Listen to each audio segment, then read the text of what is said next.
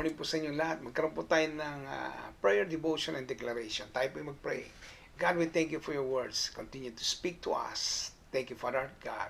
In Jesus' name, Amen and Amen. Ating pong pag-usapan is the key to an incredible blessings. Alam ko ito'y gustong-gusto natin. Gusto ko lang incredible blessing na yan. 1 Samuel chapter 17, verse 24 to 26. When all the men of Israel saw Goliath, they fled from him because they were terrified. Ayan, nung nakita nila si Goliath, takbo, nakakatakot. Ayan. Sabi po ng next verse na ating pong babasahin ay, ito po ang sabi, verse 25, the men of Israel said, did you see that man coming from the Philistine lines? He keeps coming to challenge Israel. The king will make the man who kills this Philistine very rich, and he will give his daughter to that man to marry and elevate the social status of his family. Verse 26, David asked the men who were standing near him, what will be done for the man who kills the Philistines and get rid of the Israel's disgrace? Who is this uncircumcised Philistine that he should challenge the army of the living God? Grabe, no? Yan si David.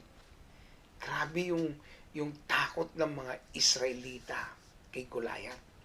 Ang sabi ng Bible, nagtatakbuhan sila sa takot. No? They fled in fear. Wow.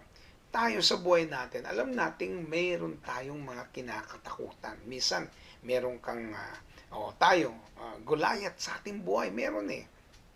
Kasi si Goliath, ang simbolo niya, problema. Problemang pinagdadaanan, problemang kahit ano, financial, physical, spiritual, lahat na lang ng part ng buhay na pwede kang mamroblema. Pero hindi dapat ito takbuhan eh. Or baliwalain at katakutan.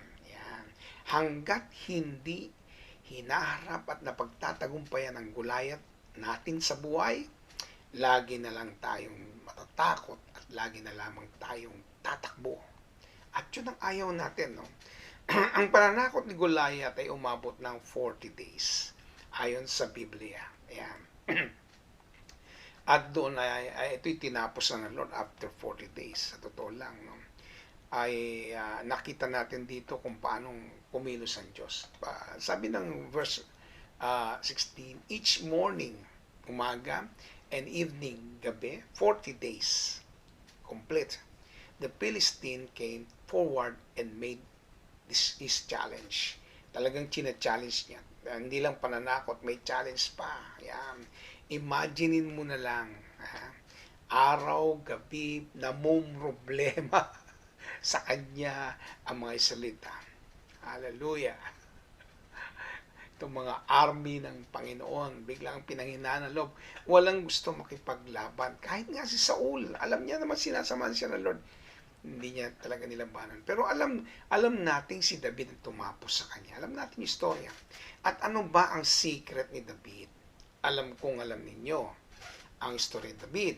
At ito ang nakita natin sa buhay niya. Ito po yung nakita natin sa kanya. Pag tinignan po natin mabuti. Sabi ganun dito ay si David himself, as we continue on seeing this, is anointed. Siya ay anointed. Number 1 po yan. Ibig sabihin po na isang taong anointed, nakatrust lagi yan kay Lord. Alala niyo si Jesus Christ, the Spirit of the Lord is upon me because He has anointed me. Nakatrust lagi yan kay God. Pangalawa, enjoy siyang maranasan ng power ng God. No? Kaya wala siyang takot eh. Yung kahit na may problema dumarating, ang inisip mo, enjoy mo yan kasi andyan ang Diyos kasama mo. No? Number 3, alam niyang kayang-kaya niya ito kasi super believe siya kay God eh. Pag super believe ka kay Lord, kaya yan. Pang-apat po, kahit simple ang gamit kay God, powerful ito. Kasi alam niyang si God ang lalaban para sa kanya. Hindi naman ikaw talaga ang actual na lumalaban siya. Siya ang lumalaban. At pang-5, ano kung mas maliit siya kay Goliath? Kung meron ka namang napakalaking Diyos. O, di ba? Hallelujah. Meron ka bang dapat katakutan? Ang laki-laki ng Diyos mo. Sa totoo lang, ay makikita natin ang Panginoon, ibang klase ng ginagawa niya sa atin. At ito po yung gusto ko pang makita ninyong lahat. Ano? Gusto kong ipakita ang blessing mo. Incredible yan. 1 Samuel chapter 17:25. The men of Israel said, "Did you see that man coming from the Philistine lines?" Inulit ko po yung verse. No? He keeps coming to challenge Israel. The king will make the man who kills the Philistine very rich. He will give his daughter to that man to marry and elevate the social status of his family. Wow, nakahanda na yung pagpapala. Hindi pa kumikilos si David, inihanda na yung pagpapala para sa kanya o kung sino mang makakapatay doon sa Goliath na yon. Sa totoo lang, ibang klase to. Tingnan nyo isa-isayin ulit natin Tingnan nyo mabuti. Kapag nalagpasan mo ang Goliath mo, very rich ka. Blessed na blessed. Blessed na blessed ka. Pangalawa, he will give his daughter to that man to marry. Yan ang sinabi ng Bible.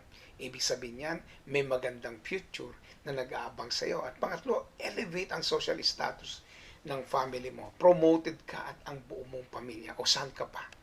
Ibang klaseng blessing yan Ibang klaseng nakahanda. Nakahanda na no? Nakahanda na. At kung titingnan natin pag ganyan na inihanda ng Diyos na blessing, alam niya kasing lalampasan mo yan. Tandaan mo yan Pag may naranasan kang gulayat ng buhay mo, problema, lalampasan mo yan at nakahanda ang pagpapalang Panginoon. Ito po ang gusto ko iwanan sa inyo.